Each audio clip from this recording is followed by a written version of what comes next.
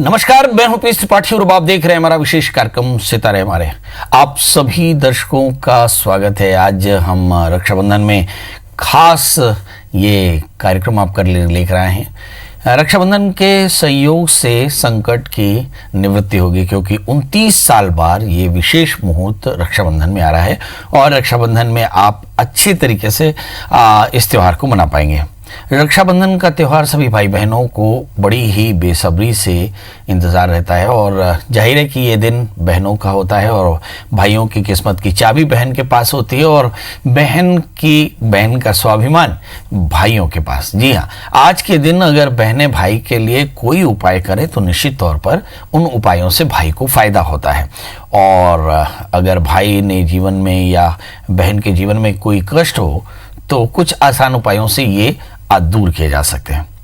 अगर आपके मन में भी कोई सवाल हो तो निश्चित तौर पे आप हमें रिंग करें 0771400877। अब से आधे घंटे तक लगातार ये फ़ोन लाइन खुली रहेगी और हमें आपके फ़ोन का इंतज़ार रहेगा।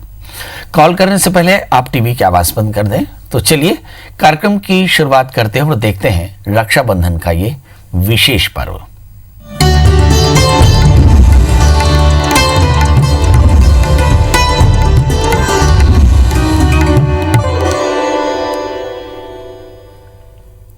दोस्तों, सबसे पहले जान लेते हैं आज का पंचांग। आज शुभ संवत 2077 शकुनी 142, सूर्य दक्षिणायन का श्रावण महीने के शुक्ल पक्ष की पूर्णिमा तिथि है और दिन सोमवार। आज पूर्णिमा रात्रि को 9:29 तक, उत्तराषाढ़ा नक्षत्र होंगे सुबेरे 7:19 तक। आज चंद्रमा मकर राशि में होंगे। आज का राहु काल शाम को 7:17 से 8:58 तक रहेगा। तो दोस्तों, ये तो था पंचांग और अब बात करते हैं महासंयोगों की। 29 साल बाद रक्षाबंधन में ये महासंयोग आया है और इस समय जो श्रावणी उपाकर्म है उसका समय सुबेरे 9:28 से रात को 9:29 तक है, कहीं 11 मिनट तक है और कहीं 14 मिनट तक। भद्रा सुबेरे 9:28 तक समाप्त हो जाएगी। पूर्णिमा 2 अगस्त से प्रारंभ होगी 9:29 से और अगले दिन यानी आज 3 अगस्त को रात्रि को 9:29 तक तो पूर्णिमा रहेगी। यानी इस बार भाइयों की राखी में कलाई बांधने का लगभग 11 घंटे 43 मिनट का समय रहेगा। चूंकि भद्रा सुबेरे 9:28 से समाप्त हो जाती है, इसलिए बहनों के पास राखी बांधने के लिए 9:29 से मुहूर्त होगा और रात्रि को 9:11 और कहीं कहीं 14 मिनट तक रहेगा। अब देखते हैं कि राखी कैसे बांधना चाहिए। असल में इस रक्षाबंधन को श्रावणी उपाकर्म बोलते हैं। शास्त्र में इसे श्रावणी उपाकर्म के नाम से जाना जाता है। पहले आचार्य अपने यजमानों के कल्याण के हेतु से दिन भर व्रत करते थे। व्रत करने के बाद भगवान की पूजा करते। भगवान की पूजा करने के बाद यज्ञ होम होता, आरती पुष्पांजलि होती और उसके बाद आचार्य अपने यजमानों के दीर्घायुष्य और बेहतरी की कामना से उन्हें रक्षा सूत्र बांधते थे। करीब करीब यही काम बहनें अपने भाइयों के लिए करती हैं। मतलब जल्दी से स्नान कर लेती हैं। स्नान के बाद भगवान सूर्य को अर्घ्य देती हैं। अर्घ्य देने के बाद भगवान के नाम का संकीर्तन, व्रत के विधि से निराहार फलाहार रह करके अपने भाई के दीर्घायुष्य की कामना करती हैं। फिर विधिवत भगवान की पूजा करती हैं। पूजा करने के बाद दोपहर काल यानी मध्याह्न काल में सूती, रेशमी या पीले कपड़े, चावल, केसर और सरसों दूरवा रख करके एक पोटली बनाती हैं। तांबे के लोटे में रख करके भगवान कृष्ण को अर्पित करती हैं अर्घ्य और फिर लाल कलावा, गंगा जल, हल्दी, केसर को केसर से पवित्र करके इष्ट देव का ध्यान करते हुए और घर के मुख्य द्वार पर उसे बांधती हैं। बहनें भाइयों को कुल के परंपरा अनुसार आरती भी करती हैं, तिलक करती हैं। हमारे यहाँ आरती के शब्द का अर्थ होता है दुख को दूर करना। मतलब 1, 3, 5, 7, 9, 11 ऐसे विषम संख्याओं में बातियां रख करके घी डाल करके घी के आटे का दिया बना करके आरती करना चाहिए। आरती हमारे यहाँ पे कम से कम 9 बार की जाती है।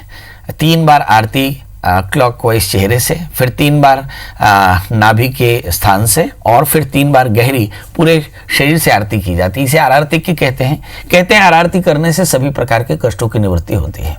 इसके बाद भाई को तिलक करती है। ये तिलक भी जो हमारे यहाँ छठवां चक्र होता है, आज्ञा चक्र, इस पर श्री लगाई जाती है। फिर मिठाई खिला करके दाहिने हाथ में रक्षा सूत्र बांधा जाता है। शगुन में रुमाल भेंट करते हैं। अपने अपने कुल के परंपरा अनुसार, अपने हैसियत के अनुसार भाई अपने बहनों को उपहार देते हैं। अब कौन कौन से उपाय हैं जो किए जा सकते हैं? भाई को ऋण से मुक्ति मिलेगी अगर रक्षाबंधन पर बहन ये उपाय करे। शिव जी पर मसूर की दाल, ओम ऋण मुक्तेश्वर महादेवाय नमः, इस मंत्र का जप करते हुए 108 बार मसूर की दाल चढ़ावे। 9 मसूर की दाल को वापस मूर्ति से उठाकर वापस रख ले और रक्षाबंधन के दिन भाई को दे तो भाई का ऋण दूर हो जाता है। अब अगर भाई के जीवन में समृद्धि चाहिए तो फिर रक्षाबंधन पर कुछ उपाय करने चाहिए। लोहे के बर्तन में जल, चीनी, घी, दूध मिला करके और पीपल के जड़ में अर्पित करें और मंत्र पढ़े, ओम मणिपद्मे हूम। इस मंत्र का एक माला जप करे और घर जाकर भाई को राखी बांधे, भोजन करावे तो निश्चित तौर पर जानिए कि भाई की समृद्धि बढ़ती है। अगर भाई को धन हानि हो रही तो बहनें क्या करें? तो बहनों को सवेरे मुख्य द्वार पर गुलाल छिड़क करके और शुद्ध घी का 2 मुखी दीपक जलाएं। और भाई को अगर धनहानि से बचाना हो तो प्रार्थना करें कि हे भगवान, मेरे भाई को धनहानि से बचाओ, और दीपक शांत होने पर बहते हुए पानी में उसे बहा देवे। वापस आकर के उसी गुलाल से भाई का तिलक करके राखी बांधे तो उसके जीवन में हानियां समाप्त होती हैं। अब भाई किसी बड़े एग्जामिनेशन में बैठ रहा हो तो बहनों को क्या करना चाहिए? तो सबसे पहले सवेरे बहन पीपल के पेड़ पे जल चढ़ावे और भाई की फिर सफलता की कामना करे। घर के बाहर शुद्ध केसर से स्वास्तिक बनावे, पीले पुष्प और अक्षत अर्पित करे, उसी केसर से थोड़ा सा भाग लेकर के भाई को तिलक करे और पीले रंग का सूत बांधे तो निश्चित तौर पर भाई परीक्षा में भी सफल हो जाता है। भाई को अगर शारीरिक कष्ट हो तो क्या करना चाहिए? बहुत आसान, जल्दी से स्नान करें बहनें और स्नान करके अपने घर के पूजा स्थल में घी का दीपक जलाएं। माता लक्ष्मी को मिश्री और खीर का भोग लगाएं और फिर माता लक्ष्मी को आरती अर्पित करें। ओम श्रीं श्री नमः, इस मंत्र का एक माला जप करें और माँ लक्ष्मी को अर्पित राखी भाई को बांधे। प्रसाद का एक भाग भी भाई को खिलावे, प्रसाद का दूसरा भाग गाय को खिला देवे तो इससे भी भाई की बड़ी सफलता मिलती है। अगर भाई शत्रुओं से परेशान हो, शत्रु बाधा से परेशान हो तो क्या करना चाहिए? सवेरे 7 बार हनुमत बाण का पाठ करें और हनुमान जी को बेसन के लड्डुओं का भोग लगावे। 5 लौंग पूजा के स्थान में देशी कपूर के साथ चढ़ावे और भस्म से भाई का तिलक करे। हनुमान जी का प्रसाद खिलाए तो भाई को दीर्घायुष्य मिलता है और भाई स्वस्थ होता है। चलिए, अगर भाई की उन्नति ना हो रही हो तो क्या करना चाहिए? तो पके हुए मिट्टी के घड़े को लाल रंग से रंग देवे और घड़े के मुख पर रोली बांधे, जटायुक्त नारियल रख करके बहते हुए पानी में प्रवाहित करे, बचा हुआ मौली भाई की कलाई में बांध दे तो आप समझिए कि भाई की ये परेशानी भी दूर होती है। मतलब किसी भी प्रकार की परेशानियां इस श्रावणी उपाकर्म से दूर होती है। असल में इस रक्षाबंधन का नाम श्रावणी उपाकर्म है। अलग अलग पुराणों में इसका अलग अलग वृत्तांत मिलता है। कहते हैं द्रौपदी ने कृष्ण को राखी बांधी थी और बदले में कृष्ण ने द्रौपदी को रक्षा का वचन दिया था। तो इस तरह के ढेर सारे प्रमाण मिलते हैं जहां पर बहनें अपने भाई के दीर्घायुष्य की कामना से और भाई अपने बहन के सभी प्रकार की रक्षा का वचन देता है। फेसबुक लाइव के दोस्तों को भी ढेर सारा प्यार। रक्षाबंधन का हमारे साथ संजय शर्मा, निरंजन पांडे, यशवंत यादव ने भी कुछ प्रश्न किया है और गौरव सबरवाल, सभी हमारे साथ फेसबुक में जुड़े हैं। ढेर सारे दर्शक हैं। शेखर शर्मा जी जुड़े हैं तो आप सबका स्वागत है। हमारे साथ पहले कॉलर धीरज जी हैं। धीरज जी, डेट ऑफ बर्थ, टाइम और प्लेस बता दें। धीरज जी, मेरी आवाज आपको मिल रही है? धीरज जी, मेरी आवाज आपको मिल रही है? लगता है कि धीरज जी के कॉल नहीं लग रही है। हमारे साथ पहले फेसबुक में प्रश्न किया यशवंत यादव ने। 26 मार्च 2000 का जन्म है और जानना चाहते हैं कि मेरा भाग्य कब उदय होगा। जी, भाग्य कब उदय होगा ये भी अच्छी बात है। और नौकरी सरकारी लगेगी कि नहीं, इंजीनियरिंग कर लिया, किस फील्ड में नौकरी करना चाहिए? इंजीनियरिंग की है सर तो इंजीनियरिंग के फील्ड में नौकरी करेंगे तो तनख्वाह अच्छी मिलेगी, क्योंकि स्वे कर्मा निरता संसिद्धिम लभते नरः। यदि आप अपने फील्ड में काम करेंगे तो अच्छा रहेगा। आपका जन्मलग्न धनु है, आपकी राशि वृश्चिक है, भाग्येश सूर्य हैं, भाग्येश सूर्य चौथे स्थान में बैठे हैं, पांचवें स्थान में मंगल गुरु शनि हैं। इंजीनियरिंग आपने कर रखी है, आपका मानना है कि क्या सरकारी नौकरी मिलेगी, भाग्योदय कब होगा। आपकी इस वक्त जो दशा चल रही है, केतु में गुरु की दशा चल रही है मई 2021 तक, इसके बाद शनि की अंतर्दशा चलेगी। बृहस्पति आपकी जन्म कुंडली में लग्नेश होकर के बैठे हैं पंचम स्थान में, तो मुझे ऐसा लगता है 1 वर्ष के भीतर में आपकी नौकरी लग सकती है। दूसरा प्रश्न, भाग्योदय कब होगा। मुझे ऐसा लगता है कि आपको भाग्योदय के लिए कुछ समय रुकना पड़ सकता है, क्योंकि केतु की महादशा में तो भाग्योदय जैसे ही होगा, मगर जब शुक्र की महादशा में सूर्य का अंतर आ गया, यानी 8 अक्टूबर 2026, यहाँ से आपका भाग्योदय शुरू होगा और आपके जीवन में सब प्रकार की सफलता मिलेगी।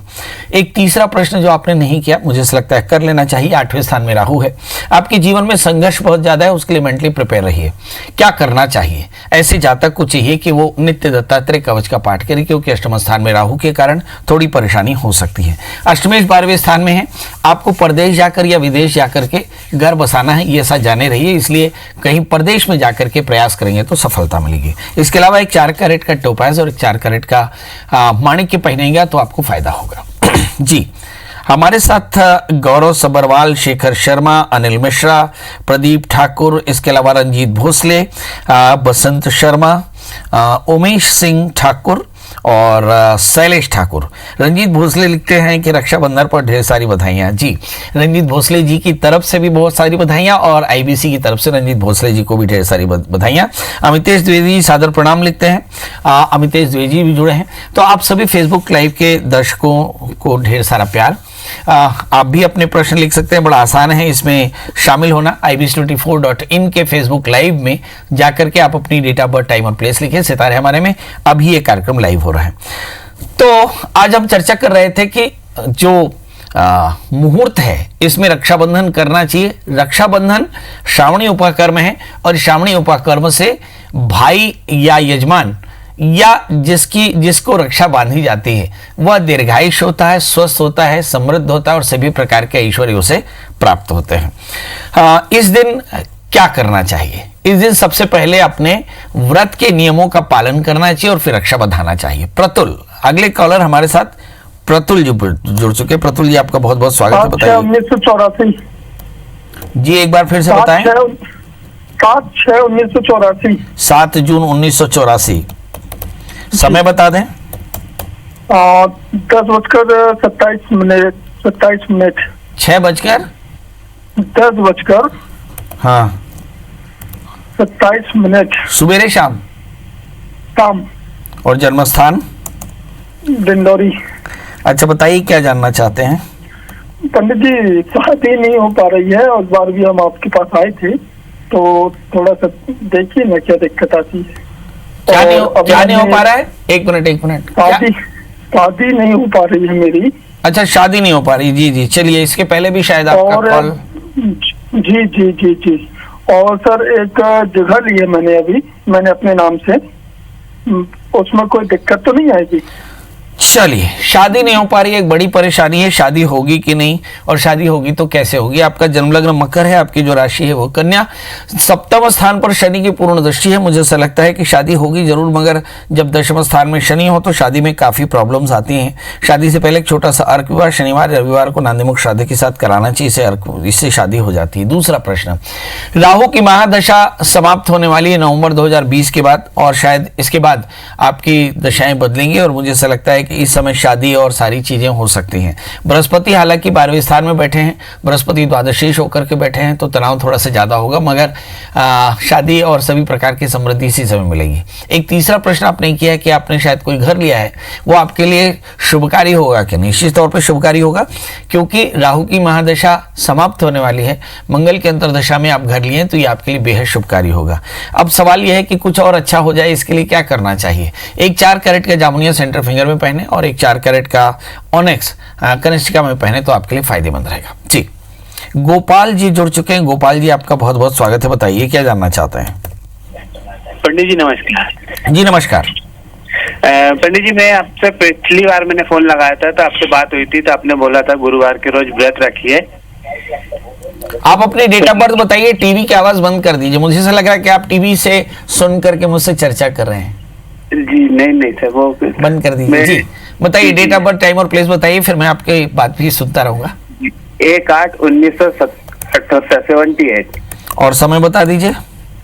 दोपहर 12:35। और जन्म स्थान बता दीजिए। हरदा जिला है सर। हरदा खास? नहीं, खास जूना पानी है सर। कौन सा जिला है? हरदा जिला सर। ये हरदा जिला हरदा कहाँ पड़ता है? ये सर, ये खंडवा और होशंगाबाद के बीच में है सर, मध्य प्रदेश। चलिए, क्या जानना चाहते हैं? पंडित जी, मैं ये पूछना चाह रहा था कि आप पिछली बार मैंने आपको फोन लगाया था, तो आपने बोला था कि गुरुवार के रोज व्रत रखिए, हनुमान जी के दर्शन करिए, एक नारियल चढ़ाइए। तो वो मेरा ये अभी पूरा होने वाला है 1 साल, जी। एक गुरुवार बाकी है, जी। तो फिर मुझे क्या करना पड़ेगा उसके लिए? चलिए आइए देखते हैं। आपका जन्मलग्न तुला है और आपकी राशि मिथुन है। इस समय बृहस्पति सप्तमेश हैं, सप्तम भाव में बैठे हैं, तो निश्चित तौर पर बहुत सारी समृद्धि आपको मिलेगी। वर्ष 2020 नवंबर के बाद बृहस्पति अष्टम स्थान में होंगे। मुझे लगता है कि गुरु का व्रत आगे करते रहिए, आपके लिए काफ़ी फायदेमंद रहेगा। चूंकि बुध की महादशा में बुध का अंतर चल रहा है, समृद्धि आपको जरूर होगी, मगर बृहस्पति के अष्टम होने से नवंबर से लेकर अप्रैल तक थोड़ा सा गुरुवार का व्रत और एक्सटेंड करिए। मई में जाकर के आप इसका अनुष्ठान करिए, इसका उद्यापन करिए तो फायदेमंद रहेगा। इसके अलावा एक 4 कैरेट का ओपेल और 4 कैरेट का ऑनेक्स धारण करें, आपके फायदेमंद रहेगा जी। रेखलाल जी आपका बहुत बहुत स्वागत है। बताइए क्या जानना चाहते हैं? रेखलाल जी, आप डेट ऑफ बर्थ, टाइम और प्लेस बताएं। 17 जुलाई 1994, टाइम 11 बजे रात में। और जन्म स्थान? ग्राम बोतली, जिला? बालाघाट, जी। एमपी। बताइए क्या जानना चाहते हैं? सर अभी क्या है, अभी मेरे गवर्नमेंट जॉब कब लगेगी और शादी कब तक हो जाएगी, ऐसे इसलिए। चलिए, शादी बड़ी जरूरी है, बाकी सब मजबूरी है। आपका जन्मलग्न मीन और आपकी जो राशि है वो है तुला। जानना चाहते हैं सप्तमेश आपके चौथे स्थान में बैठे हैं, तो शादी में तो कोई बड़ी परेशानी मुझे नहीं दिखाई पड़ती, पर करियर में जरूर दिखाई पड़ती, क्योंकि 8वें स्थान में गुरु राहु चंद्रमा एक तरह का ग्रहण योग भी बनाता है, गुरुचांडाल योग भी बनाता है। इस समय जो दशाएं चल रही हैं उन पर अगर नजर डालें तो राहु की ही अंतरदशा चल रही है, और राहु की अंतरदशा अब लगातार 3 साल चलने वाली है। मतलब 3 साल थोड़े से संघर्ष का समय हो सकता है। तो इस समय बेहतर क्या होगा, इसके लिए देखिए कि आपका सर्वाइवल कैसे होगा। 8वें स्थान में राहु आपको बहुत सारी अपॉर्चुनिटी दे सकता है, मगर सबसे पहले आपको अपनी सुरक्षा देखनी चाहिए, और इसके लिए नित्य दत्तात्रेय कवच का पाठ करें। जब ये राहु की अंतर्दशा समाप्त होगी तो गुरु की अंतर्दशा में आपको फायदा हो सकता है, हालांकि गुरु भी आपके 8वें स्थान में है।